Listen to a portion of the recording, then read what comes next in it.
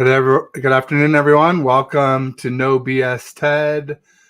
This is Ryan from No Border Sports. He's the BS part. I'm Ted from Ted Talks Ball, the Ted part. And Ryan, how are you doing on this fine Victory Tuesday? It feels like a double Victory Tuesday somehow. Yeah, I just want to clarify. I am the no BS. Not the BS. That's true. My bad. Sorry about no, that. you're good. You're good. Yeah, it was a double victory. That Seahawks game last night against the Eagles, and who was it? Who beat somebody beat Dallas too, didn't they? Or no, Dallas beat the Eagles also. That's right, last week. So we've got ourselves a nice. And then the Bills beat the Eagles this week. And then the Bills beat the Bills beat That's the Cowboys. Cowboys. Yeah. So we've got breathing room. Yeah, because we hold tiebreakers against Detroit. In case we were to lose a game and be tied with Detroit, we would still have the number one seed. So even though we're only technically one game in the lead, feels like two. We only have to win two of our last three games to retain the one seed. Yep. And there are starting to be scenarios where we could win even less than that and still retain it. So pretty exciting stuff. Oh, really? I haven't heard about these scenarios. Oh, well, let me expound, my good sir. If I don't know, there's probably people in the chat that probably don't know also. Yeah, I mean, I'm going to guess that could be the case. Yeah, give me 1 second. I'll go through my bookmarks and I'll find it. It shouldn't be too far back. I think it was Lombardi or and the Seahawks and the Rams are tied as far as schedule goes. Yeah. Even though the Rams have beat the Seahawks twice, so if it comes down to both of them, the Rams will get it over the Seahawks, I believe, because of them beating the Seahawks, right? That I'm not sure. I mean, I know, yeah, they swept them, so that would make sense. So here we go. It was Nick Wagner, tweeted 19 hours ago after the game. He said the 49ers can win two of their final three, or wait. No, that's not the tweet I was looking for.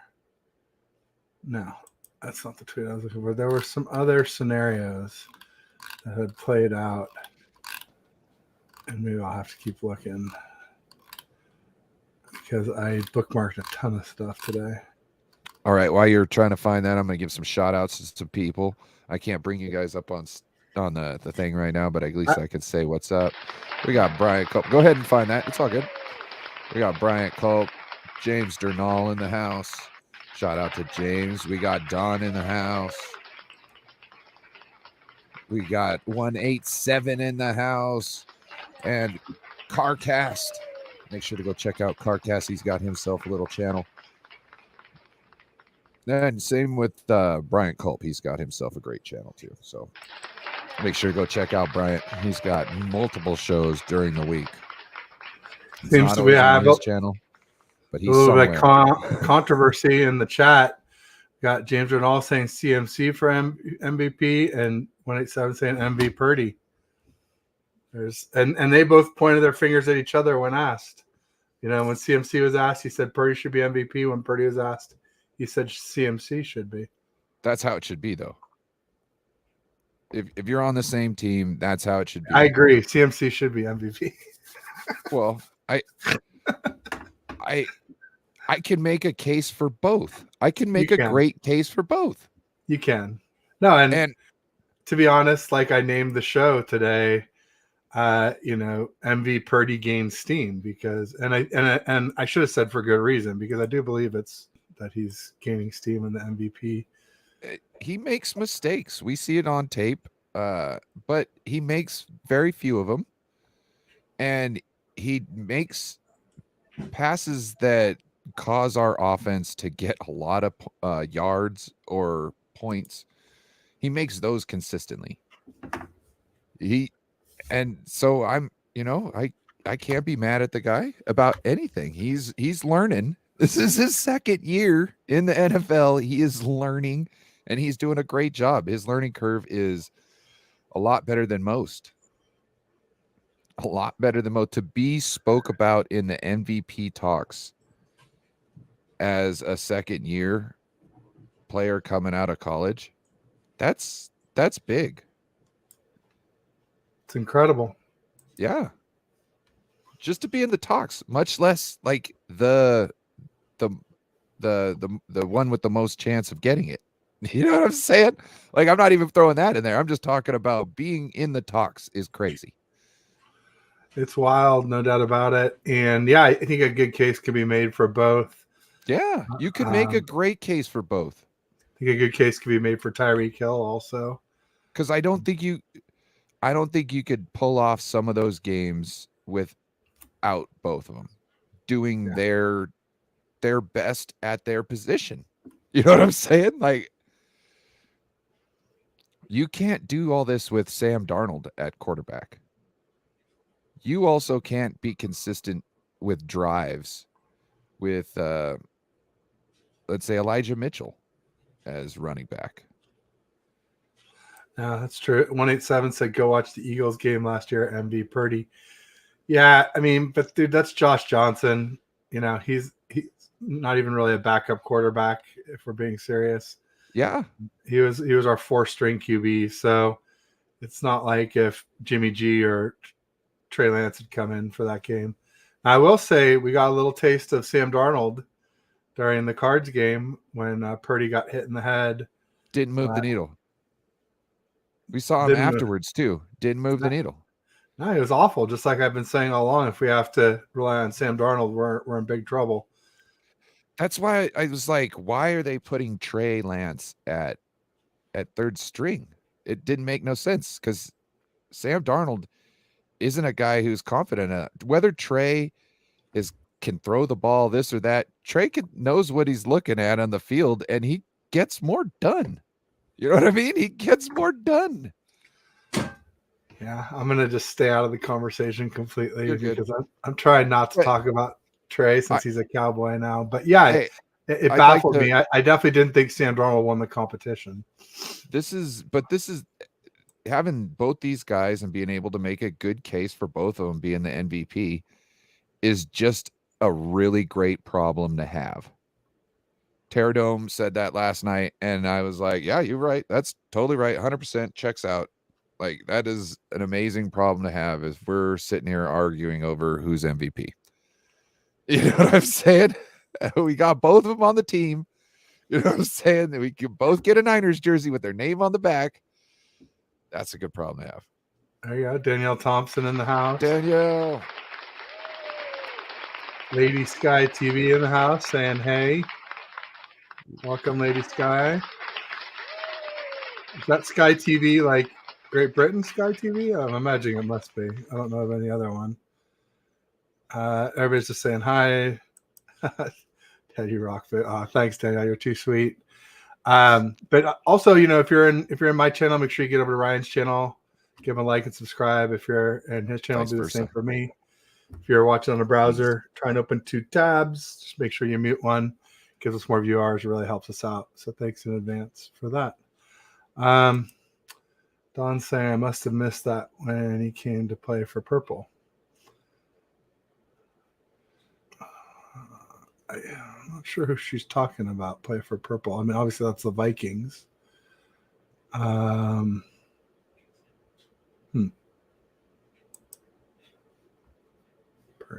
Oh. Calvin Johnson didn't get the MVP.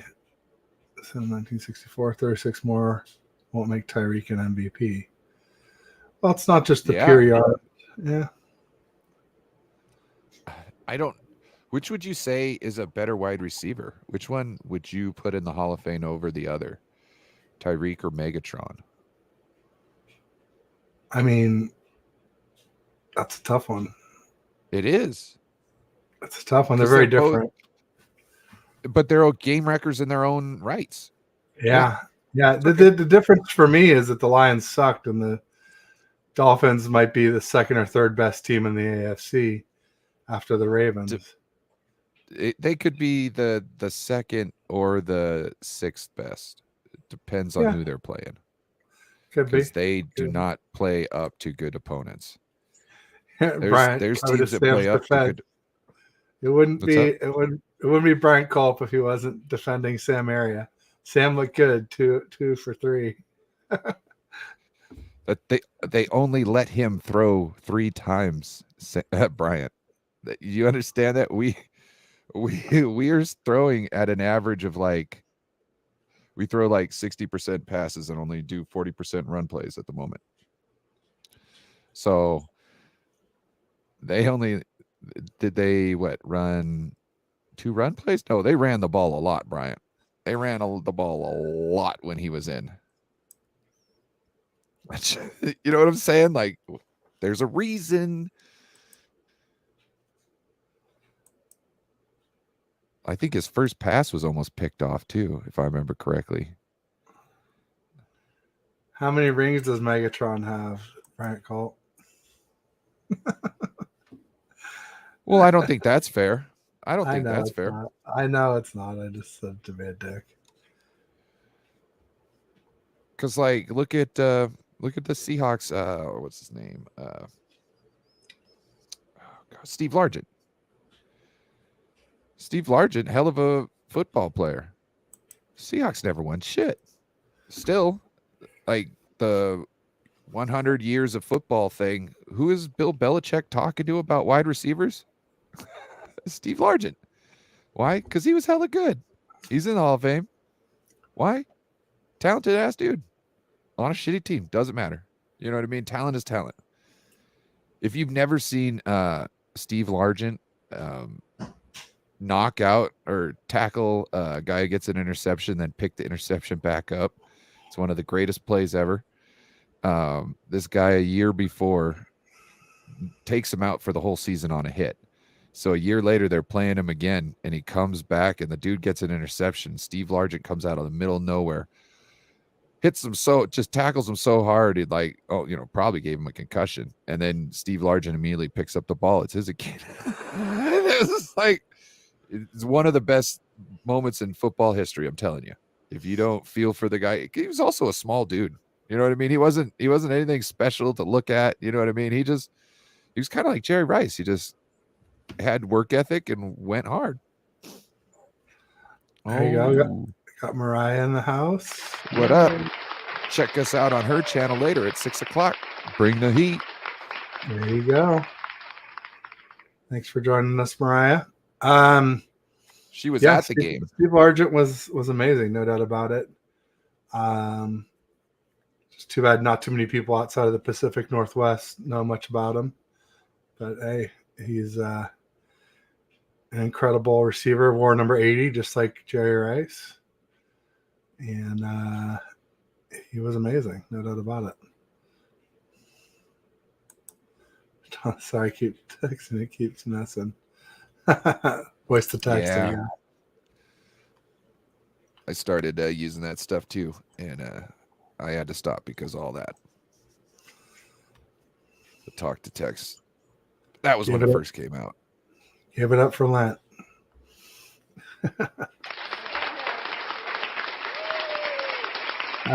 Danielle was saying she thinks CMC is the MVP.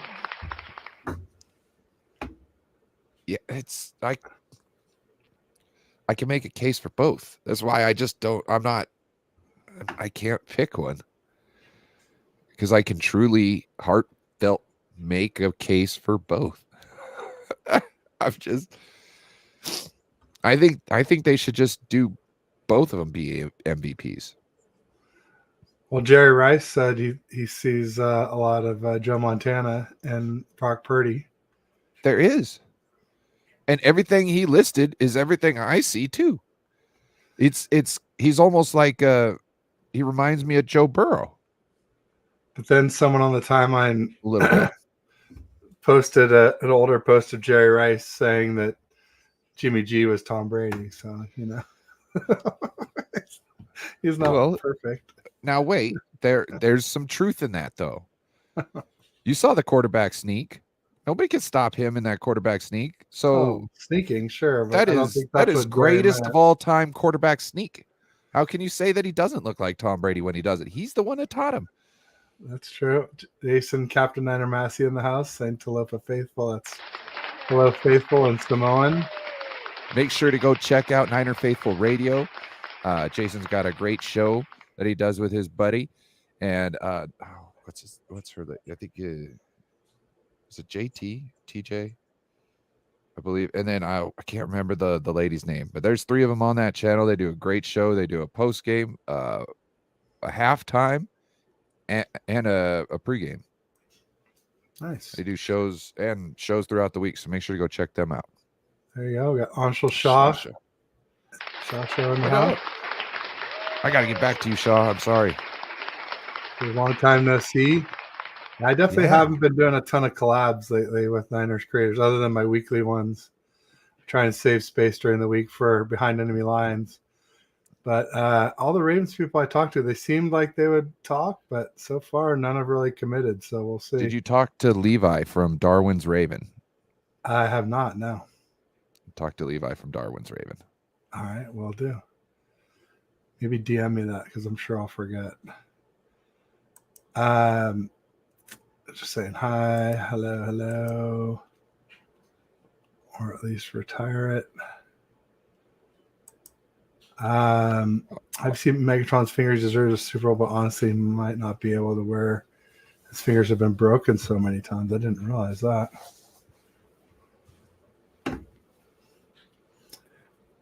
Oh, I didn't know that.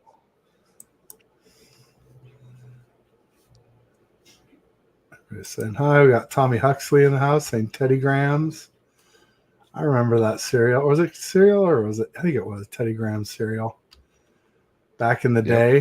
What's up, Tommy? Tommy Huxley in the house. Everybody's saying hi. I'm not doing YouTube anymore. I'm going to pick it back up after college. There you go. Fair enough. Well, let us know when you're back. Always welcome on with me. Got Paul Hope in the house from Fortnite's Faithful UK. What up, Paul? Flag. He was just out here for the Bucks game.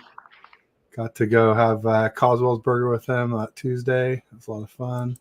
Big play, Brock, MVP, baby. So he's got Brock as his MVP. We're saying a lot of people have CMC as MVP. A lot of people have Brock as MVP. It's sort of a house divided. So we can see where Paul's allegiances lie, clearly. Welcome, Paul. I already went through that. I said, oh, well, thanks. What's up? This is the way I see it. CMC is not at the beginning of his career. Nope. And Brock Purdy is. Brock Purdy's already playing at the level where they're talking about MVP. So me personally, if one's going to get it right now, I would want it to be CMC. Me too. Because I have the faith that Brock Purdy will be in the running in the next couple of years multiple times. You know what I'm saying? Has got a chance to win it again, maybe next year. Just saying. And I'm just saying next year because we might still have some of the same weapons around us for him to execute the same way. Not saying that, the weapons are what helps him, but if you can have somebody who's on the same page with you and knows exactly what's going on, like that helps. That helps. And you get somebody new in off the street, that doesn't necessarily. You know what I mean? You can't find a wide receiver Brock Purdy all just here and there. They just laying around everywhere. You know what I mean? Somebody who can come in last pick of the draft and take over the league essentially. That's just not laying around. There you go. Tommy says, let's honor CMC, father of the Arizona Fraudnolds, 7 touchdowns this season. And he's one of maybe 5 or 6 guys to have 7 TDs against one team in one season. And if he had got 8, he would have been the only one to have ever had 8. I was hoping he might get that 8th one during the game. But they flashed that graphic during the game, and I was like, ooh, might be worth leaving him in a little extra, try and get that. Usually I'm against that kind of stuff, but I'd love to see him be the only player to ever score 8 TDs against one team in one season. Did you check out the box score? Jason, Captain Niners Hushmas, said Co. MVP. I keep putting the Yeah. Smash in there, even though it's gone. It's the ghost of Smash. I told him last night. I said I'm gonna probably just keep the Smash because like I can't. It's stuck. It's stuck in my head. It's stuck. Same with me. The box score. Okay, so They got 30 more yards than us. oh, We had 406 total yards. They had 436 total yards. huh? Interesting. Yeah. I mean, we gave up 29 points. We gave up 234 rushing yards. That didn't totally surprise me because of Kyler, because of James Conner, because of Armstead being out, because of Hargrave being out. Now, Kalia Davis has a high ankle sprain. We gave up 230 something rush yards, but they didn't have a single 100-yard rusher. That's pretty wild. That is James Conner had 86 yards. Kyler Murray was the third highest rusher with 49 yards. And I was glad that Fred Warner. Who was in the middle? I can't remember his name. DeMercado. Oh, that's right. On that one touchdown run, basically. Yeah. Breakaway. Yeah. He had 4 touches and he had 64 yards. 4 touches, 64 yards. We've got an issue when like when the running back goes out to the edge and everybody crashes to that point, and anytime the running back can like bucket out and get out of that area without getting tackled, it seems like the probability of getting a big gain goes up because everybody's so fast and so quick at swarming to this one point that they don't open it up a little bit to cover a whole bigger area just in case they do get out. And it seems like we've seen it. First started noticing it, I believe it was the Seahawks game. Kenneth Walker had a great big gain on us, and it should have been a stop for loss, right? He should have been, I think, like 3 yards, 4 yards in the backfield. But everybody's over pursuing so much that once the point changes, obviously he gets out. So that's where the point where you're going to, once he gets out, then people miss him because they can't go back because they're not opening up their target range essentially to cover certain coordinates. They are just all going in. Does that make any sense? Does make sense. Kind of like the kickoff return or kickoff. When they go down the field, you are responsible for a certain part of the field, and you're supposed to stop anybody that comes in that area with the ball. You're not supposed to let them get outside of you. You know what I mean? You're boom. That's kind of, I think, what we need to tackle, how we need to tackle at certain times. Make sure, yeah, you got a couple. If you're the third or fourth guy coming to the party, make sure to just kind of go a little wide, just in case the guy jumps out. You're covering the backside essentially. You got the oops. Stay in your lane, man. We're flowing too well. Flowing too well to the ball at times. Paul says, man, I love CMC. 23 is my guy. Ted was there with me to see him score my first live TD. Yeah, first, second, third, I think fourth. Saw them all. And Paul was wearing a CMC jersey that day too for the Bucks game. So he's got class. Almost like at least a couple of them were to CMC. He was big. That's crazy because like if you know about the UK faithful, they love themselves some George Kittle. I mean, everybody got a George Kittle. Club 85. Yep. Everybody got a Kittle. Kittle's my favorite player. It's kind of hard not to be. When you can just be a monster on the line like that, and that's where you get excited. that takes a certain type of person. You know what I mean? It's a menace to defenses, no doubt about it. And then he can catch, and obviously the yak is nothing to sneeze at either. He's not quite Debo, but he's not far off. Did you hear Jair Brown talking about his welcome to the NFL moment? No. He said that his welcome to the NFL moment was George Kittle. He said something was going on. They were running this play. George comes out and he's, faking like he's going to block him. He says, I knew he wasn't going to block me. But when he kicked it into gear, he's like, I couldn't believe how fast he was. He's like, he doesn't look as fast as he is until he needs to be. And he just turns it on. You know what I mean? You got no way to defend against that. And I think that's the change of speed is so awesome because people will keep up to a certain way, not knowing they have to be able to get into that second gear. And when someone does that, they're not ready and they just gap them. Yeah, he's incredible.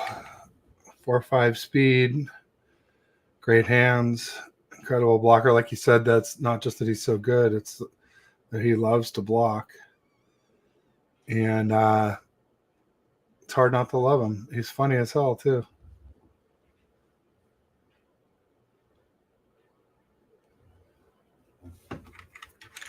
So as far as got a little matchup this week coming up with the Ravens. How you feeling about that, Ryan? I'm feeling confident. We gave up a lot of rushing yards, which I think has to do with the personnel. But I think we can come together to figure something out. I believe that we had a different scheme drawn up for Lamar Jackson than we were trying to play Kyler. And I think it was because we didn't want to put everything on tape with Kyler to give the Ravens an idea what we really wanted to do. So I kind of feel we kind of let Kyler do Kyler things because we don't want to let Lamar do Lamar things. So that might be a thing.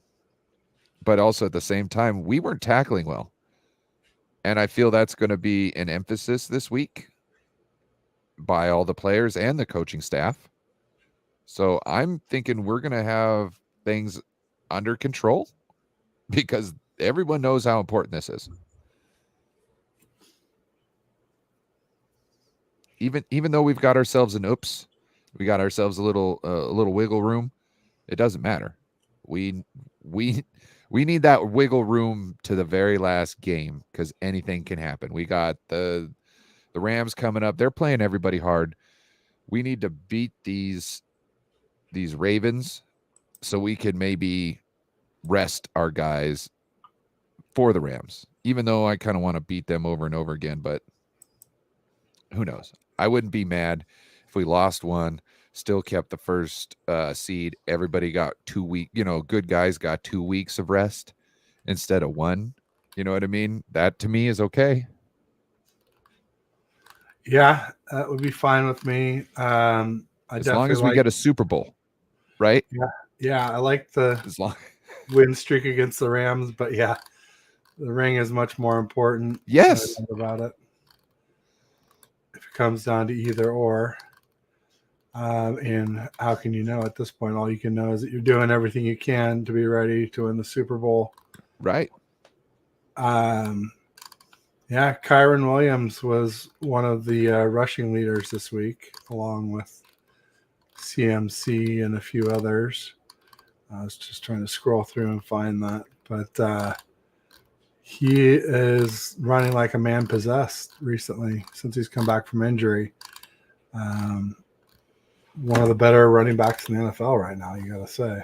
Did you notice that Christian McCaffrey almost had 200 all-purpose yards? I did notice. Absolutely. He was like at 190. No, that's wrong. On his way to hopefully 2,000 all-purpose yards this season. 187. He had 187 yards and 3 touchdowns. Incredible. That's what I like. You can make a case for both. You can make a case for both. Yeah, no, they're both on some elite lists. Purdy's on an elite list of single season passer rating leaders, with Aaron Rodgers twice, Peyton Manning, and Tom Brady. And Brock Purdy would be fourth on that list. We also have a very complicated system. Everybody knows that, right? Right. So he's making good throws in a complex system to the point where he's got one of the best passer ratings. Right? Does that not give him a little bit more of a bump?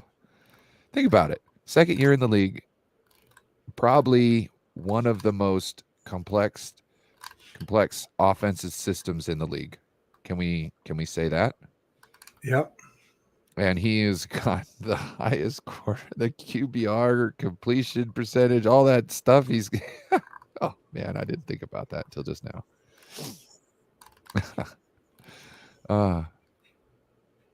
It's bad. It's good to have these problems. See, I can make a case for both. I can make a case for both. I can make a good case for both. That's why I think they should both get it. Co-MVPs. And like they said, we've got a team full of MVPs. It's true. It's kind of true. Might as well just put the whole team on there because everybody is just freaking outstanding. Our Ambry Thomas, a guy we have, Ambry Thomas, Javon Kinlaw, people we have signed off and wrote off and all this stuff. They're even playing great football. Well, Javon's playing consistent. Ambry's playing great football. You know what I mean? Like, they're doing a great job. Everybody on this team is doing a great job. Except for Sam Darnold. Bryant's not gonna be happy with that, buddy. Ooh, I can see the steam popping out the ears right now. Yeah.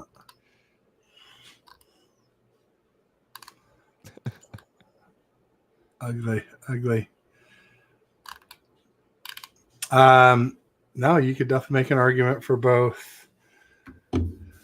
CMC's on a list with like Emmitt Smith and I forget who the third running back is. You know, these guys they're doing things that really hasn't been seen, so or has rarely ever been seen. So it's pretty wild. Plus, I was just another thing about Sam Darnold. Sam Darnold's helping Travarius Ward learn how to throw interceptions. So that might not be a good thing when it comes to Sam Darnold coming in, because if he's getting used to throwing these interceptions, like joking. It's talking crap. But let's talk about that. Pick 6. Travarius Ward. He took what Kyle said to heart. Said you need to be finishing these, you need to be interceptions, you know what I mean, all this good stuff, to the point where Travarius Ward started going out there and hitting the jugs machine. And then he felt to himself, he's like, this isn't good enough. I need something else to give me better experience. So he went to Sam Darnold, which I think is a great move. I really think it's a great move. And shout out to Sam Darnold for being like, hey, homie, I got you. It's not like I'm starting this week. Let me make sure that you, a starter, are primed and ready to go for whatever you need. I totally appreciate that. Like, that's a true fan or a true homie in wrestling. When, let's say, you didn't make it past districts, there was regionals after that, and then there was state. So if you didn't make it past, you would still show up to wrestling practice to help other guys wrestle, because it's no fair if you just stop showing up because you're not in it and then they've got nobody to wrestle against and get ready for their matches. So to me, it's the same kind of thing here. He was willing to put in his time to help another person on the team who was going to go to be able to compete for something, get better at their craft. And it paid off dividends. he hit that thing, he hit the track running, and he was out of his mind. I saw that thing real time, and I saw how quick he intercepted it. Like there was no bobble, no nothing. He caught it and he was gone. And I immediately said, "That's a pick six," because he's going too fast. I didn't think anybody could catch him. I didn't know what it looked like, but he was moving too fast in the right direction.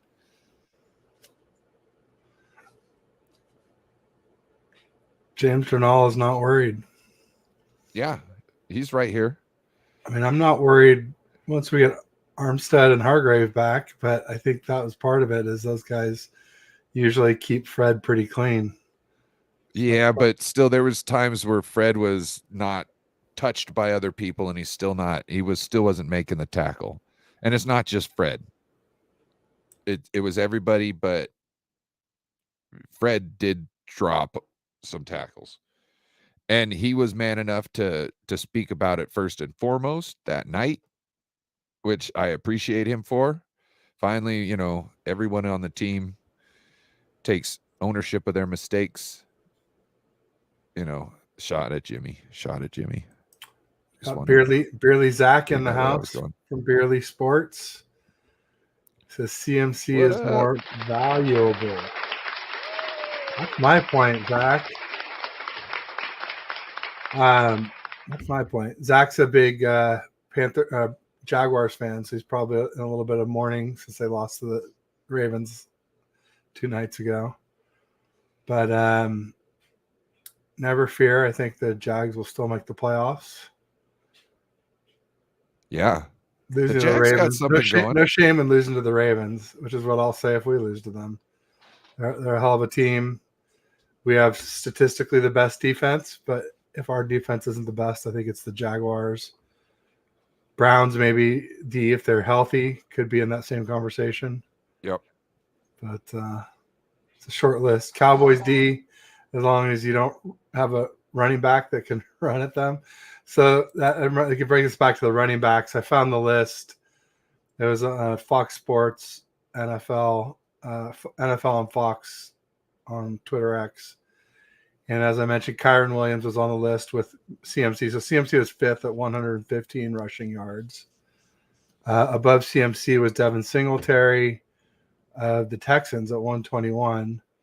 Ty Chandler of the Vikings, I don't even know who that is, 132 yards. Kyron Williams, number 2 on the list for the week at 152.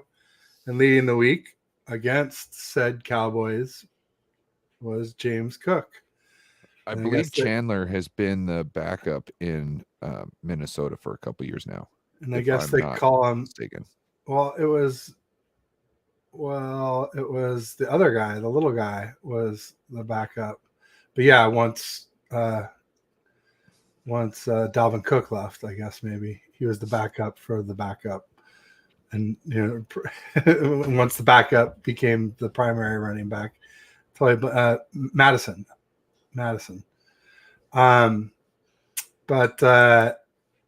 So yeah, James Cook, I guess they call him Big Game James. Yep.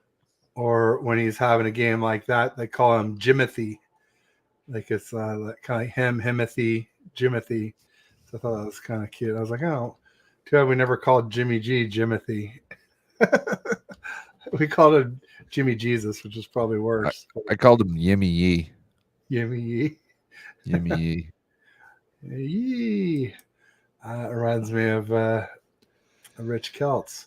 Yeah, I think shout out to Ritz. Great channel.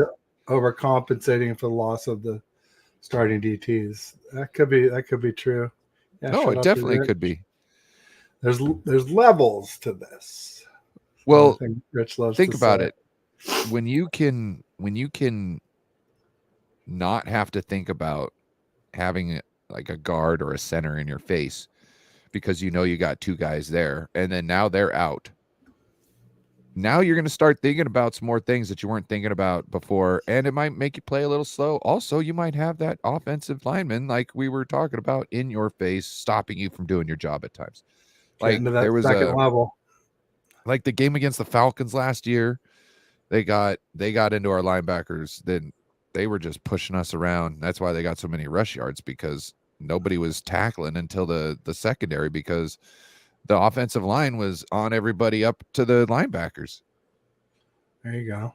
Yeah, no, it Up to the happens. safeties.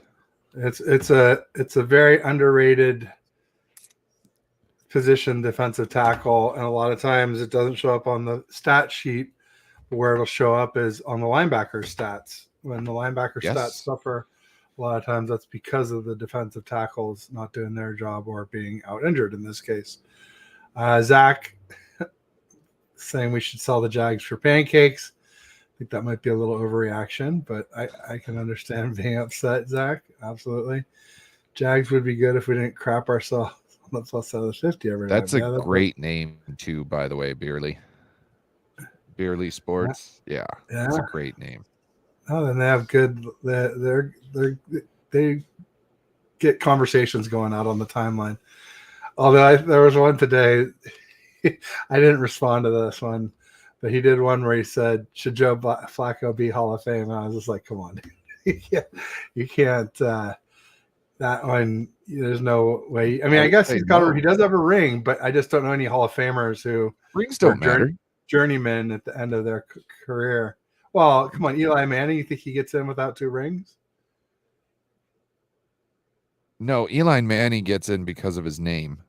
Yeah, I guess, but his regular season stuff just didn't do it for me. The only 2 times he was ever good in a season, he got a ring. I mean, we know Foles isn't getting a ring. We know Dilfer didn't get a ring. We know Brad Johnson didn't get a ring. So yeah, there's some truth to that. The one and done guys who got carried. Flacco's a little different though because he played really well in those playoffs and obviously really well against us. So it's not totally ridiculous question like some people are saying, but I definitely thought, if I had responded, I would have said something like, nah. Do you think Russell Wilson will be a Hall of Fame quarterback? Not if he keeps up like he has been the last couple of years. This season, he's starting to get back to his old swagger. If he could make some noise in the playoffs, get to another Super Bowl, or ideally get a second ring, I think he could. With 2 rings, I think he gets in. But he not as it stands, I don't think so. Because people will all say it was the LOBD, it was beast mode. At least informed fans will say he got carried because that's what I said about him. He never made it back to an NFC championship game without LOBD and prime beast mode. So I don't know. We'll see. See if they're haters like me. Sugar Knot in the house. Cook only has 3 games this year over 100 rushing. We went off on the boys for show. Yeah. Couldn't have been happier. My buddy from Buffalo is really happy about it. He's a weatherman out there. His name's Pat Hammer. And he was over the moon. I understand, man. So was I. I was like, hey, thanks for beating the Cowboys, man. I said last week, I was like, with my heart, I'm rooting for the Bills, but my head says Cowboys. But I forgot that, I guess the Cowboys are only good in Jerry's world. When they go on the road, they just fall apart, it seems like. Eli was worse than Flacco. Tomato, potato. No, I agree with this because Flacco was at least consistent all those years. Yeah. You could depend on that. But Eli was a starter for 15, 18 years. It's hard. I know the Giants weren't very good for a lot of that, but they kept on giving him contracts and people are giving him like watch ads, and I'm like, are you watching the games? I don't know. I don't know that I agree. He was the guy doing the citizen, like he was doing. Flacco was amazing during those playoffs. I will say that, and during our Super Bowl, he had 4 great games there. I think they were a wild card that year, if I'm not mistaken. Randy Daytona in the house. Hey, Ted and Ryan, I didn't bail on you guys. My schedule changed. I haven't been in 50 streams and haven't done any of my regular chats. No worries, Randy. You're welcome whenever you get here. Yeah, man. But we definitely missed you. But don't feel bad. It's Hey, fine. Glad you're here now. If you're watching the shows on repeat later on, hey, hit us in the comment. Let us know where you're watching us, and we'll give you thanks for we'll give you a shout out then. I try to respond to all my comments on YouTube. I do the ones that are. Oh man, I think this is a shot at me.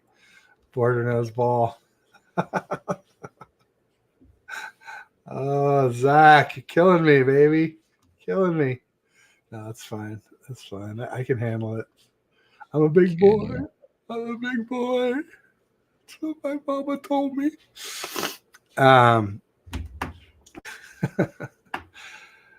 So what?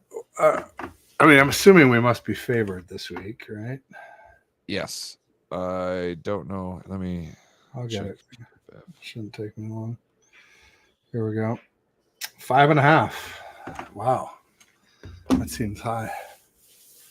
That first blush, especially with Hargrave and Armstead might be back. But it is Tuesday. And as it gets closer, it'll either widen or shorten. So Don says you two are awesome together.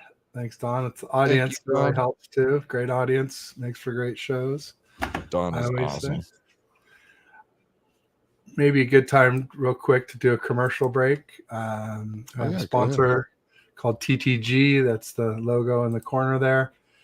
And it's the Travelstead Group. They're a retail and hospitality logistics company. So they do transportation and warehousing for brick and mortar. They do FFE, which is fixed furniture and equipment. They do OSE, which is operating supplies and equipment. They do new store openings, rollouts, relocations, decommissions. From the first mile to the final mile and everywhere in between, Travelstead has you covered. Let them know how they can help you via air, ocean, or land. They do closed-loop solutions for retail and hospitality. They have 100% U.S.-based support. Nick and Henry are the go-to guys there.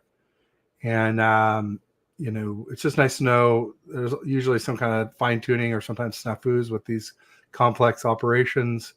It's good to know that when you call, you're not going to end up in some call center overseas where they have no clue what you or your business do.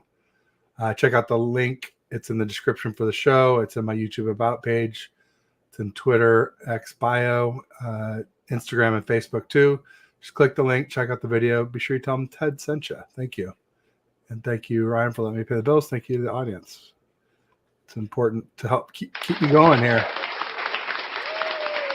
So are the subs. Got to quest for 1,000. Got to get there to get that ad revenue going. So I'm looking here on PFF, and it looks like the only guy who's questionable that they're looking at that they got right now is there's tackle Stanley. Looks like he's questionable. Yeah, he left the game on Sunday. Yeah. So that's that. As far as 49ers go, they're saying that Armstead and Hargrave are questionable. Oren Burks is questionable. Lenore is questionable. And Jennings is questionable. I'm glad Lenore is questionable. All I knew is he left the game with ribs. So, and last time someone left with ribs, it was Ray, and now he's on IR with damn ribs. So that's a little bit scary. Also, I'm looking at so PFF power ranking stats and whatnot. They've got us at first and Baltimore at second. Defense rank, they've got us at first. Power defense rank, they've got us at first. Them at fifth. Offense, they've got us ranked at first, and then they've got them at eighth. It's also saying we run the ball 46% of the time, and we pass 53% of the time. And it says they run the ball 43% of the time and pass 57% of the time. So that's kind of a good ratio to kind of, I guess, look at. Also, the PFF grade between Lamar Jackson and Brock Purdy is 0.2. Wow, that's pretty. That's the difference. Brock Purdy's got it by 0.2. He's at 86.9, and Lamar Jackson is at 86.7. That's crazy. David McNiner in the house. Make sure you check out his channel. He was saying, what up? I think there's nothing really football related. What up? Yeah, it's Lamar? interesting. You talk about Lamar. People are talking about him for MVP now.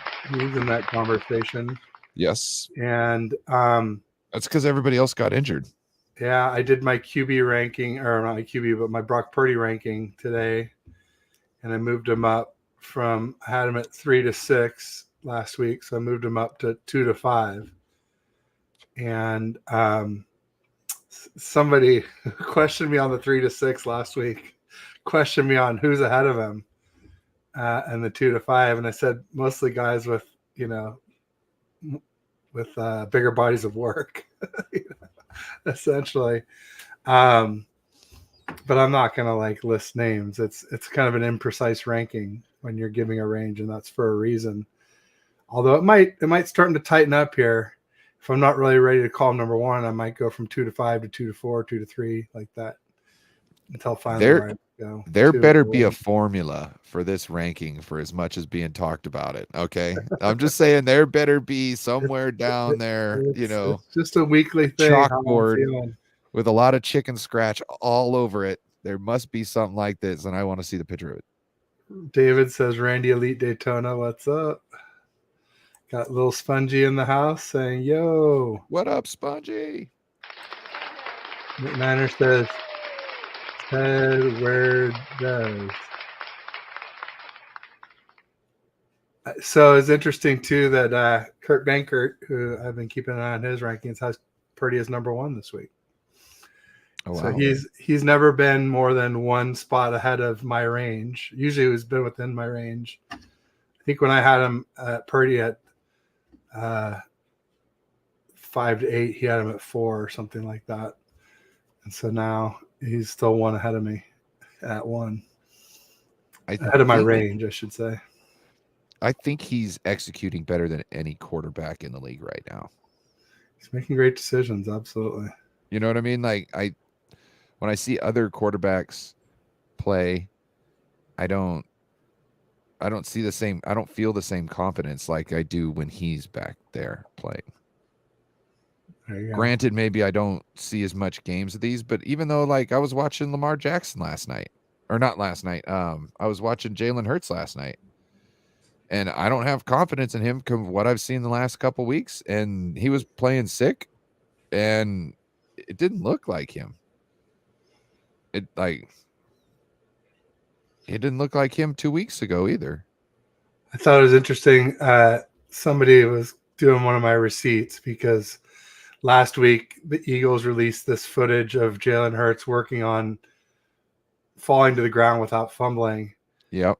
And I quote tweeted it and I said, good luck with that. And somebody, I think it was Steven, Don't Bother Me, added a couple of people. He added Breezy and Mike Andrews to my tweet, to the replies of my tweet. And I was thinking I should have quote tweeted it again and just said, well, he fixed the fumbles. Now what are they going to do this week for the interceptions? Because he threw those 2 picks to Julian Love, former Giants safety, now Seahawks. Bro, that the last one you can't really blame on him. That's a hell of a freaking play. You know what I'm saying? I blame him for everything. But I appreciate little Spongy saying he's not going to hide like some people. Good man, that damn DK touchdown in the last game against the Seahawks.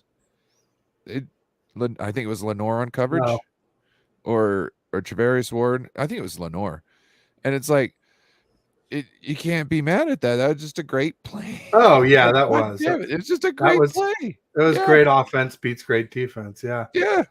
Zach from Beerly Sports saying, "Get the red string out." I don't know what do you get that reference, Zach? You may have to clarify because I'm not following. Get the red string out. It says, Ted, why does Moody rank among kickers? I think he means where does Moody rank among kickers? I mean, I've been saying all along, Moody's been perfect since the Vikings game. So, he had the bad miss in Cleveland and, 1 or 2 misses against the Vikings. And he hasn't missed a PAT or a field goal since then. I do feel like, I will say this, McNiner, I do feel like the Niners have eschewed going for long field goals where we could have, like 63, 61-yard field goals to help protect his ego. I think that's why. Maybe. I feel that too. Yeah. So that would be my only knock against him. But he's been perfect since the Vikings. I mean, not much you can ask. Only thing you can ask for is that they would look a little better, because some of them were really close to missing. But So, come on, there's no pictures on the box score. I always James say. and I were talking the other night about this, and I was saying at the end of the half there, we did this Hail Mary, and I was like, why don't we just set up for a kick? I'd rather kick the ball than to have our wide receivers all run down there and something happen. I don't care about Purdy's stats. That's not a thing. I'm not worried about that. I just think you got more success going for a field goal in that situation than a Hail Mary. It's not like you're trying to win the game at that point. So he was like, yeah, but you don't want his, you don't want him failing and that to get into his head. And I'm like, yeah, I just think that at a certain point, it's like, even though this is quote unquote in your range, it's so far, it's not a guarantee. Yeah, and to but me, it's just I think as long as he's perfect, and that just gives them more chance of being perfect when you really need it. I don't know. I sort of feel like that. I kind of agree. I mean, I said it a while back the first time, and then it's happened once or twice since then. I'm like, I think it's the same thing going on. So I'm kind of like, I mean, as long as it doesn't cost us a game, I'm cool with it. I'll say that. But where does he rank among kickers? I mean, all right, so Tucker's still the best, right? Yeah. Yes. And the one from Philly, he missed one to lose one of these games recently, right? So he's kind of dropped a little bit. The one from the Bills missed one to miss one of the games. Maybe was it? So I don't know. I'd say Moody's maybe top 10 to top 5-ish would sort of be where I'd put him amongst kickers. Yeah. Where would you put him, Ryan? I don't know. I'm not following kickers, so there you go. Maya 0724 says Purdy's on another level. In the Cardinals game, they dropped 9, and Purdy still found Kittle for a first down. There you go. Well, welcome, Maya. I don't think I've seen you before, so welcome to the show. Will Spun says, I think Jalen had a hurt knee all year, and I think he's hurt, no pun intended. I think that's definitely true. His knee's been bugging him for a while. Plus, like Ryan said, he had the flu or something. He did not look, after that touchdown, walking back to the sideline, he did not look enthused. Right? I get it. And to me, I didn't like the fact that they ran him so much in that first drive. They were talking about how they were working to keep his fluids up and try and keep his energy high by keeping, calories and stuff in him and whatnot, right? So then what do you do the first play of the first drive of the game? You use up a lot of his energy.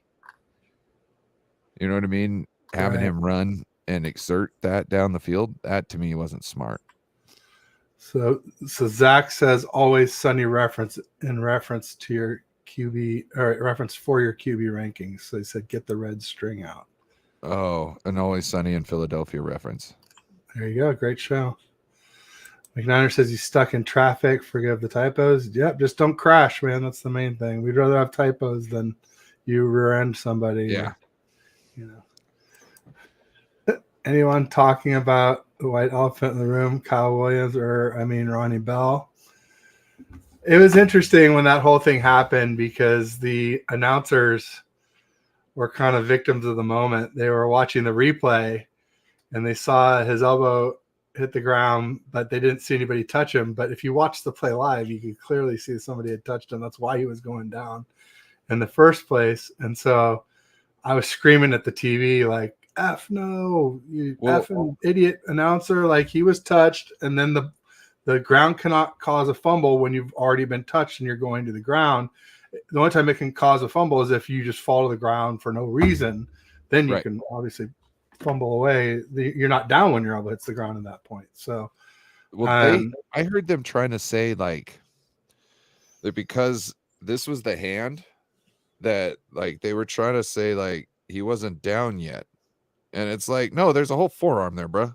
yeah, Like, elbow, like yeah, there's a it whole all forearm. counts. And Wrist, it all counts. Well, maybe not wrist because that's part of the hand, but yeah, anything on the forearm or elbow, you're down. and usually, it's all how you think about it in the game too. Because if he's going down and his hand touches and he's being contacted and the back of his hand's on the ground, that's down, right? There you go. Well, Zach I'm thinks just Youngwei Koo is the best in Atlanta. Frank Culp says Tucker is the best. He knows the special Tucker's teams. the best. Zach, don't mess with Frank Culp. He knows special teams. Don't mess with him about Moody. Don't mess with them about Youngwei Sam Koo's Darnold. probably at second or Wisnowski. third or something like that. But Tucker is just like range, consistency. He's got all those. He's got the records. He's got he's Robbie Gould was like Kicking God. our Justin Tucker, just not as long powerful, of a leg. Not as powerful. Spongy thinks Moody is top 10, and 10 is a good reference to what Don was talking to because let's get back to that. Kyle Williams and Ronnie Bell both wear number 10, or Kyle Williams wore number 10. Ronnie Bell wears number 10. But it wasn't a fumble, and everybody's mad at him like it was a fumble. Somebody tweeted out like, no 49ers kick returner should ever be allowed to wear 10 again because of Kyle Williams and I guess Ronnie Bell. I said neither should our QBs because I don't want no JG anymore either. Especially in the playoffs. No kick returners wearing number 10. Bryant says Jake Moody will shock the world. And he could. Could. Yeah, he could. He's got the leg for it. But Ronnie Bell fumbles the ball against the Eagles. He fumbled out of bounds. That's true. I remember that. That was a close one. Yeah, he's definitely not one for ball security, we could say. They need to, no, Maya, not till the playoffs. Not till it really matters. Debo's too valuable. Special teamers are too prone to trying to make a name for themselves, trying to make the roster. You know why Debo's doing the kick returns, right? Not the punts? Because he can pick and choose which one he wants to bring out. Interesting. Think about it. If he's looking at the field and can see what's going on in the field and he thinks it gives him a better advantage, he might just bring that out. If he feels that everything's all locked up and he's not going to get where, he'll just let it touch back.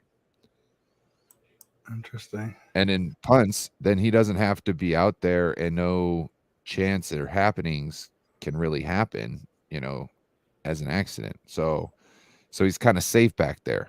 They're being as risky as Kyle wants to be because it's essentially he's putting the rules on it essentially that make it so it's kind of risk-free. There you go. Sponge is saying Tucker 1, Koo 2, Koo 2. Sorry, I had to do it. And 3, Elliott from the Eagles, who was definitely in that conversation earlier this season. I think he would have been ahead of Koo because he had made like some incredible number of clutch kicks right up to this one where they lost recently, didn't him? But I watched that happens. One Eagles game. Not going to hold one kick against you from distance and put it down the center of the field goal, and I was like, all right. And it like the whole night it just came out like it wasn't nothing, and it was just steady straight down the middle. I was like, that is a good kicker. There you go. Dawn just ordered her playoff shirt. Can't wait. Yeah, go Dawn. From her husband.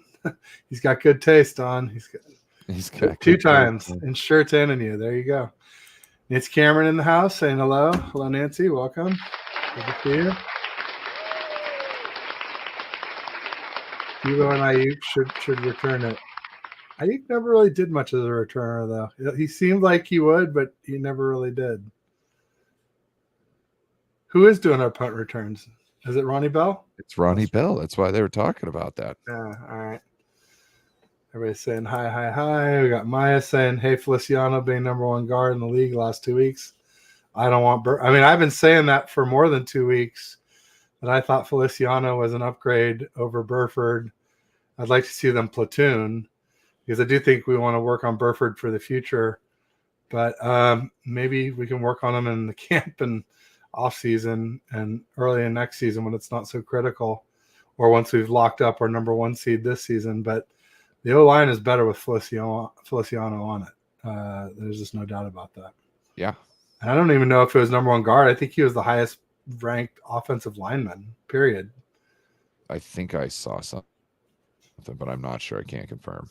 Also, like, some of the plays are getting blown up because our scheme isn't matching up well with the defensive scheme. And what I mean is, like, I was watching, who was it? I think it was JT O'Sullivan. And we were pulling one of our guards, and Brendel had to make a block on a 3 technique, who was not worried about anything and just blowing up the field. So, like, there's no way you're going to reach that. You know what I mean? Like, there's certain times that our scheme, it's nice the way it was a pass play, right? And we're pulling a guard just to make it look like we're running. And it seems like sometimes that can inhibit our offense. And I wonder if we can't at some point just like start cutting certain risky things out of our scheme to kind of make it more bulletproof. Like, maybe we don't always have to pull a guard or something. You know what I mean? Let's just worry about keeping it more sound. And then maybe every once in a while pull a guard in a situation like that to sell it. There you go. You know, it makes sense. Lower the risk for sure. Don't want people getting injured for no reason. But it doesn't sound like Kyle to me. John Feliciano, highest graded offensive player in the NFL for week 15, 93.5. Not just the highest offensive lineman, highest offensive player per PFF _ 49ers. So, automatic 25-yard line, says Bryant.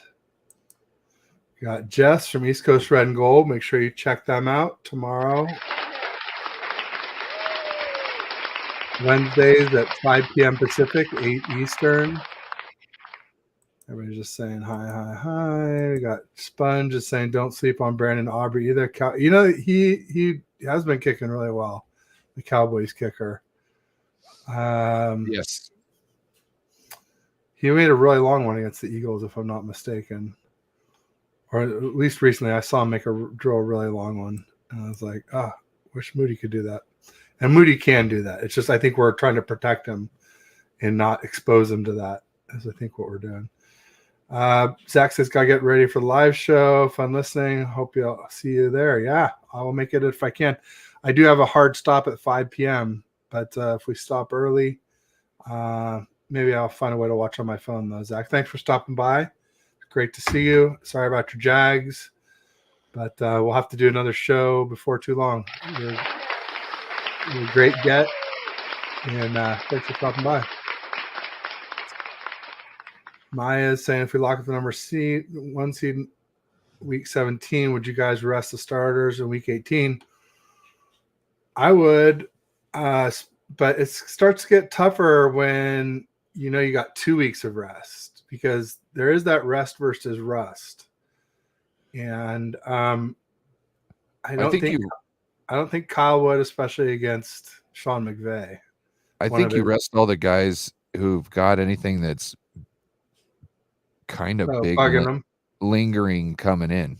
Yeah. You know what I mean? Those are the guys. Everybody else will play with. I want to keep you guys on the same thing. It's not that, you know, like, if you get banged up in a play, it's not like I got to keep you in there. You know what I mean? Like, we can rotate somebody out. It's not a big thing. We'll just, you know, put the locks on you for a minute. So, yeah, I kind of agree with that. Maybe people that are banged up, that would make some sense. Why? Oh, Purdy got hit in the head by Stinger. Dennis Gardeck. Hit him helmet to helmet, and also hit his shoulder pad and arm to his helmet. Like He got a stinger. Yeah. But it looked like I swore I thought it was going to be a concussion. I thought so too. I think the world thought it. Yeah. There was no penalty on the flag on the play either. There wasn't there? Yeah, they gave him a roughing. Did they? Oh yeah. Yeah, we got 15 yards. Oh, okay. Yeah, absolutely. Because it was a hit to the head of the quarterback. You can't get away with those anymore. I mean, you can, but not. You can with not against Brock. Yeah, exactly. Jimmy G. It's funny because I think there was a play Jimmy last got night. clocked a lot and didn't get a lot of those calls, I would say. And I was like, oh, no flag on that. And somebody, I can't remember. They're like, I think it might have been Terradome. And he's like, no, it was this. And it could have been James, but I was just thinking, like, if he was a quarterback, that's a flag. You know what I mean? Like, that's a flag if it's a quarterback. There you go. Anywhere close. James Renall has a good solution.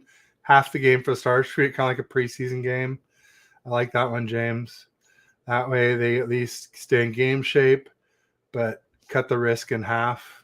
I don't see that being a thing really. And a lot of these guys probably don't want to give up a loss to the Rams. Not when we're 9-1 in the last 10. Yeah. And I know Kyle doesn't want to give it. He never goes easy on his proteges. Never. They always get the worst, all of his best plays and the worst he can dish out. Well, they have to. God awful. I thought so too.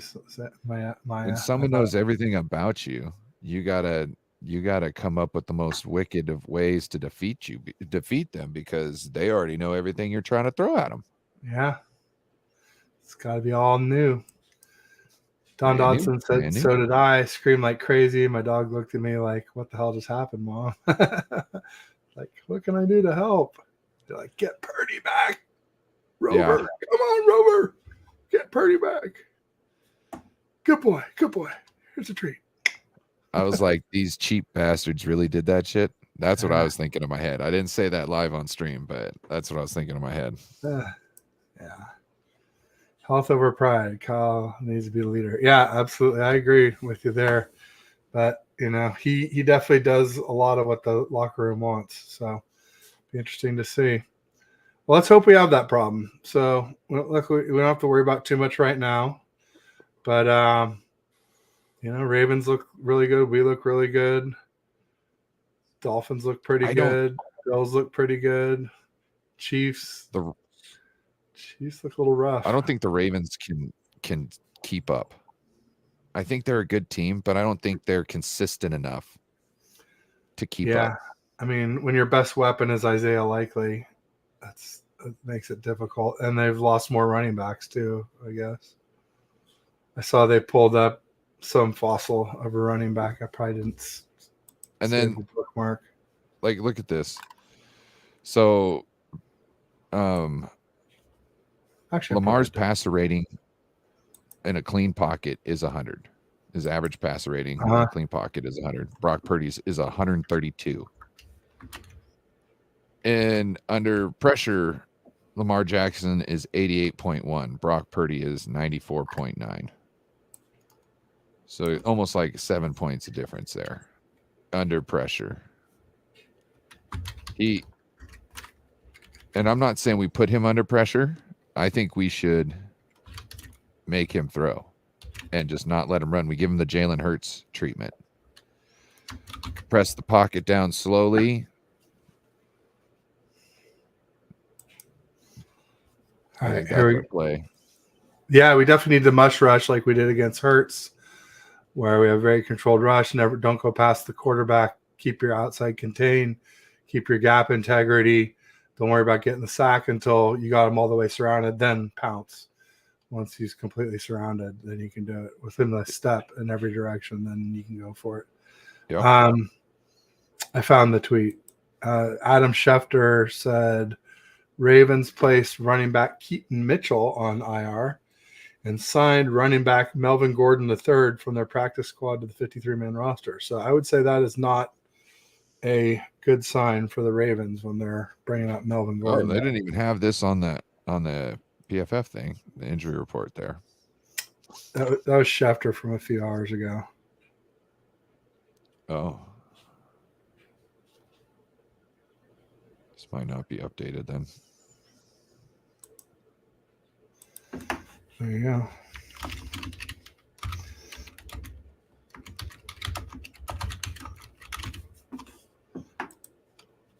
Someone's trying to call me out for being wrong about Brock. I'm like, actually, I wasn't wrong at the time.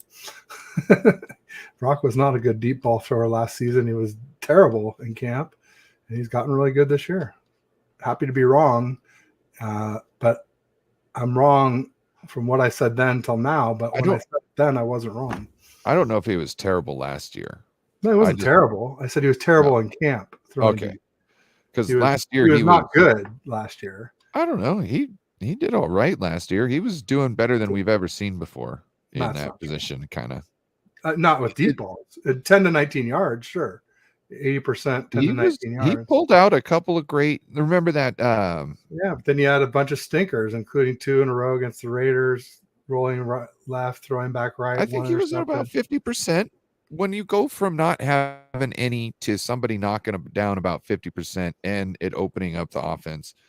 Oh no, it was better than Jimmy G. I'm just saying, not what you want for the way to unlock this offense like he has this year. He's been way better with the deep ball this year. It's not even close. Yeah, because he actually tries in his off time.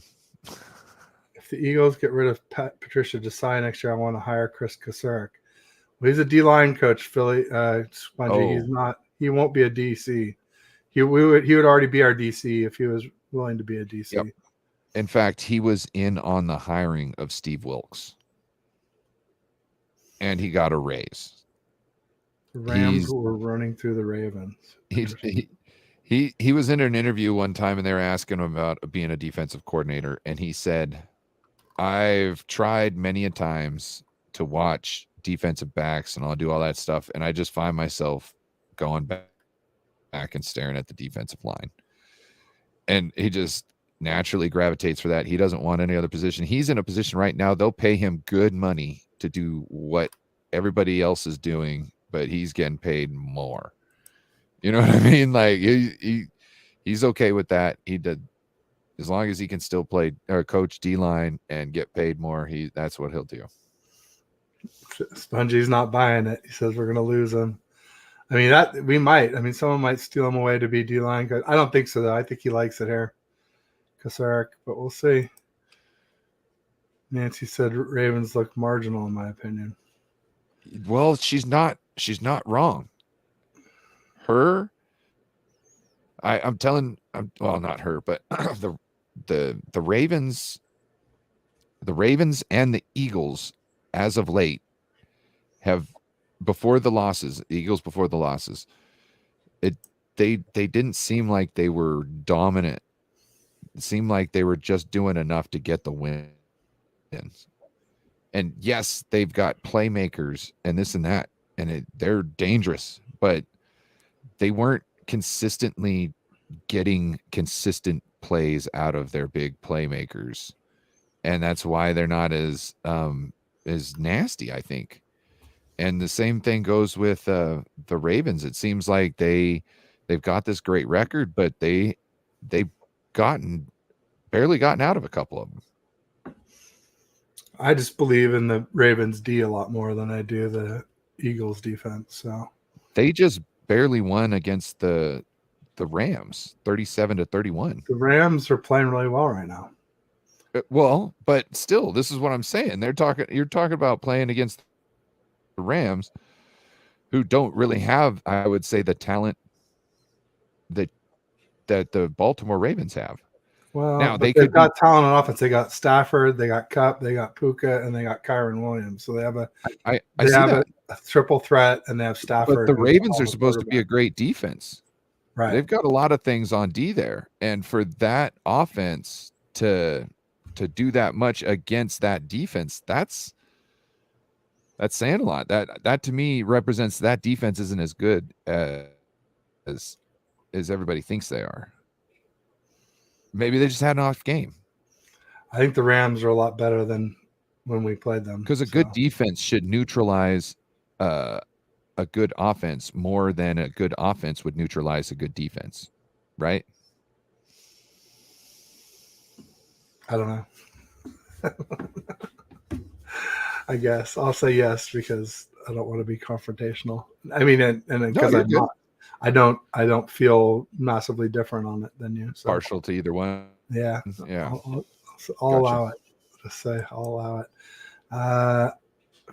Spongy said never mind about Kasurk. Nancy says thank you, Ryan. So she doesn't think much of the Ravens. Maybe that's why we're favored by 5.5. Tyler McGurk in the house. Do you have more faith in the Niners offense or the defense? What's up, Tyler? Tyler, you missed it earlier. I was talking about you about my rankings and you shaking me down last week for being 3-6, and this week for who did I have ahead of him when I said Purdy was 2-5. You want to go first, Ryan, or I'll answer this first. Okay. I have more faith in the Niners offense right now. Now with Armstead and Hargrave back, and Lenore back on defense, it gets a little tougher. But honestly, if Feliciano is in instead of Burford, then I think even healthy, I give the offense a little edge over the defense. If it's Burford, it's more of a coin flip. Maybe even I'd go with defense healthy. Okay. So the defense gave up probably one of their worst. I think their worst. No, it's not their worst game of the season. It's close to. But I got to go with the defense because they've been there for years. They've been there for years. And I have a feeling that Trevarius Ward getting that pick 6, it's going to kind of open up the floodgates a little bit. Like everybody else is going to feel like they need one. And whether we get more pick 6s, which I think we might get more, I think we'll get more interceptions. You get a pick 6. You get a pick 6. Yeah. Oprah of the 49ers defense. Well, think Everyone about it. gets a pick 6. Trevarius Ward came out and he gave his blueprint. I stayed after practice and I caught balls with Sam Darnold. So now, how many people are going to be asking Sam to stay after practice and throw balls with them? Throw me some picks, Sammy. You know what I mean? Yeah. There's one thing he's good at. It's throwing picks. Well, they're talking. What he said is that he gets the quarterbacks can throw a harder ball, so it's more realistic for him than the Jugs machine. Answer in the comments. Who do you have more faith in, Tyler? Yes, I think I know, but I'll be curious to see. Chris Osorno in the house says Ravens are going to get their A's kicked. No Ravens run game means Lamar will get cooked. But just because they don't have running backs you've heard of doesn't mean they won't have a run game, I would say, knowing the Ravens. But yeah, Don did bring up a good point about about Melvin Gordon being cut from Denver because he fumbled too much. So I do recall that. Got Bebop Jones in the house. Bebop. Saying sup, faithful, coming to us from Bethlehem, PA. Must be a lot of sad people around there, Bebop. I guess Bethlehem's closer to Pittsburgh, but Pittsburgh lost too, right? So they're probably sad as well. The whole state of Pennsylvania, a little bit of mourning. But when you're counting on Mitch Trashbisky, your chances are pretty slim. People are going after Tomlin. And oh man, no, Tomlin, he's got to have the horses. They were doing fine with Kenny Pickett. They were going to make the playoffs with Kenny Pickett, but then he got injured. Randy, never fear, I is here. Yay, Randy. He says offense. Tyler says the offense. That's what I thought. I think it's the first time since the Niners are a playoff team. Garcia, I would say that. Yeah. I mean, because even when we had Cap, as electric as he was, it was still the D that was the strength of the team. Willis and Bowman and Cowboy, and Goldson and But at the same time, it was them Hittner, together. Dante Hittner. You knew that the defense was going to have everything on lock, and you knew Kaepernick was just going to run down the field on people. Yeah. And then throw a long bomb here and there to lasers with the touch of an Anquan iron Bolden worker. was going to catch a slant on 3rd and short, and he was just going to wreck somebody. He was Debo before You know what I there mean? was a Debo. Oh my He's God, not I loved Debo, but Anquan Bolden. he's pretty close. He was Bolden my was damn favorite tough. wide receiver on the team at the time. Loved Yeah, Anquan me too. Bolden. I never cared for Crabtree after the holdout. Little bitch. I don't want to bring it up. At work today, I felt bad for him. LOL. Psych. I taught my son that when we get home, he likes to unbuckle himself from his car seat and do the garage door opener so we can go inside. And the other day I was like, he's like, what are you doing? I'm like, it's called a psych. And he's like, oh, he said, Daddy, do the psych again. Do the psych. I go, no, son, it can't be expected. It's got to be a surprise psych. He's like, oh, okay. Anyway, it's good stuff. Psych. See here. Randy says if we do with the number one offense this time, Kyle has had that. It's the first time. Yeah, it is the first time. We were number 2 in 2019, and we were number 2 rushing team, number 2 overall offense. No, number 2 rushing team and number 2 defense. Yeah, so were we the number 2 offense too after the Ravens? I know the Ravens were the number 1 rushing team. Were they the number 1 offense too? I'm forgetting that part. But it's true. We have not had the number 1 offense along with a great defense. Does this mean that we've never had somebody who was smart enough to execute the offense? I don't think we had the number 1 offense with Jeff Garcia either. It was good, but was it ever number 1? I don't think so. It might be going back to Steve Young since we had somebody had a number 1 offense. Steve Young. Might be time to start getting those that Brock Purdy jersey. I said I was going to wait for the Super Bowl, but he's playing so well. I said if he plays like this and we don't win it all, I'm not going to hold him accountable. I'll go ahead and switch the jersey, even if we don't win it all, because he's balling. Absolutely. And the good news is, like, I heard they're all up to double XL, but like, hey, I could do a triple X, because then this is a double X, but it's a little tight, and triple X would give me room maybe to put a hoodie or something on a cold day at the game. It's good to have a jersey at least one size too big, so you can have some layers also underneath it, be out and around, windbreaker or whatever, so you don't cover up your numbers to stay dry.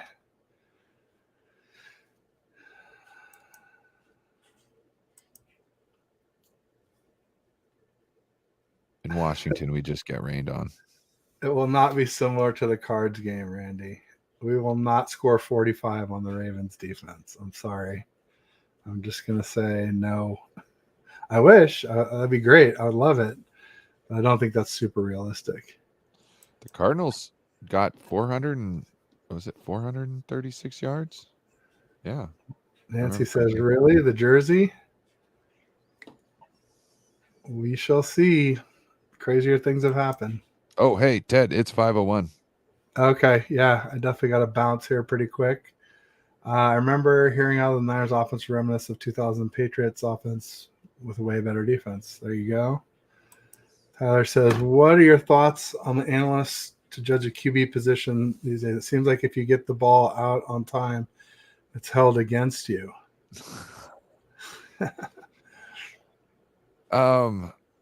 It's why he's able to get the ball out on time, because of the play design, the play calls, the weapons. So everybody in sports who ever commented on talent in the draft has missed Brock Purdy. Nobody was screaming or pounding the table for a Brock Purdy. No. And this is they have to find some reason why they were right. I heard, who was it? I think it's our our San Francisco 49ers, Raj's channel, he put out a clip of somebody talking about, he's like, the media, me included, we were wrong. And it takes us a while to admit we're wrong. And that's what we were. We were wrong. So this is what you're getting right now. You're getting people who have to figure out some way to try and make themselves seem like they were right when they were wrong. So it's great. You know why? Because all they're doing is giving Brock Purdy and the 49ers a shit ton of fuel. There you go. All these people are on voice to text. It looks like.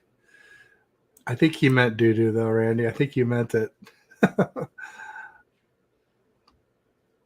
There you go. Yeah. The experts are terrified of it, I'm sure. Sponge was saying, oh, I see. Are doing do squad. So he meant doo-doo, but it didn't give him doo-doo. It gave him doing do. Chris Osorno's got 45-10. Crazy. I hope you're right. I would love it. Nothing would make me happier. I don't see it. I don't see that either. Sponge saying it's scary if y'all get Brendan Rice next year, Jerry's son. Frank Gore's son's coming out, and so is the most famous one, though, is Marvin Harrison Jr. Yes, Marvin Harrison, but we won't be in the top 5. So. I don't know if Marvin Harrison Jr. is our type of guy, though. Oh, really doesn't block? Well, like we're looking for the captain. Yeah. We're looking for the guy who's doing all that. I don't know if Marvin, I don't know. I just think of Marvin Harrison Sr. and like the troubled some stuff around that. And I just wonder how he was raised. You know what I mean? If he's still kind of like, is he going to come out like what's that one basketball player, John Morant or whatever? Oh, jeez. That, I'd rather stick with a guy like Jerry Rice's son who knows what it takes to be great, or like a Frank Gore's son who knows what it takes to be great and who's humble. There you go. And I'd love to cry to a video of Frank Gore calling his son drafting him. You know what I'm saying? I would love to cry to that any day. Yeah, there is that connection between I'm just saying. Our alumni. He's there. Interesting. Brendan Rice. Okay. Maya says Purdy about to get paid in 2025. Parag is doing calculations now. Absolutely. It's going to be a lot of scratch. It's going to be like 60 mil by then. Ravens have beaten Scrubs. Emmanuel Acho said Hurts is a fraud. I wouldn't go that far. I think Sponge nailed it with the bad knee, and you nailed it with the flu or COVID or whatever he had. That I think he's a little overrated, but I don't think he's a fraud whatsoever. I think that when you get him stuck in the pocket and he becomes one-dimensional, I think there's definitely room for improvement in his pass game. Now, does that mean he's a fraud? No, because very rarely are teams able to do that to him. The only reason why we were able to suffocate him like that is because we got a really good defensive line that can make the offensive line do that. You know what I mean? The offensive line wasn't trying to let them do that. You know what I mean? They want to create a pocket in some way, but they don't want to constrict. So that was us just manhandling them into a constricted mode. So like, there's room for improvement. Like if he could hit some of the passes that he's missing, he'd be great. There you go. He'd be one of the best in the league, especially with his feet. He seems like he's a smart dude. Looks like a great leader to me. There you go. Spongy says Jeremiah Trotter Jr. as well. I believe he's a linebacker. I think the senior Trotter was a linebacker. Ravens' opponent's not strong. The only nepotism babies I'm worried about drafting is ours. There you go. Hurts didn't deserve that contract. Maybe not. It was pretty big. Not that good. All right. Fair enough. Well, Ryan, tell us about what you have going on. You said you got something tonight. Well, it's the rest of the week. In 53 minutes, you'll catch me on 49er Faithful Lee podcast with Mariah and Bashar from 49er Minded. And we'll be bringing the heat for you. And then Wednesday, you'll catch me on the Rivalry with Joe Stevens at 6 o'clock. Thursday, I'll be streaming the game. And then Friday night, I'll see what's going on. I should be on the Friday night show this Friday. I don't know. We'll see what happens. There's some things going on. So yeah, my work days might be changing. So I gotta see what's going on. I'll keep us posted.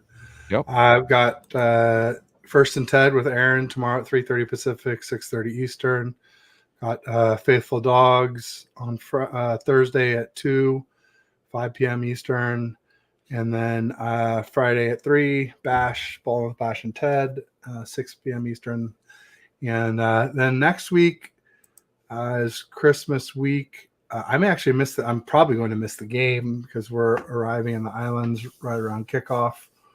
And I don't think we'll be able to stop and just watch it. We'll be renting cars and getting groceries and getting checked in and all that good stuff. So also, I will stream some shows while I'm away, but I'm gone for Christmas and New Year's. So it might not be back to a regular schedule for me till closer to the 5th of January, which is that Friday, I believe.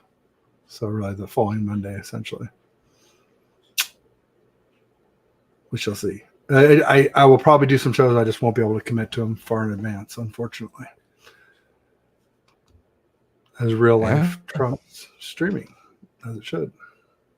All right. Well, thanks, Ryan, for everything. Thanks to everyone who stopped by in the audience. It was awesome. Again, if you're on my channel, make sure you get over to No Border Sports. Give Ryan a like and subscribe.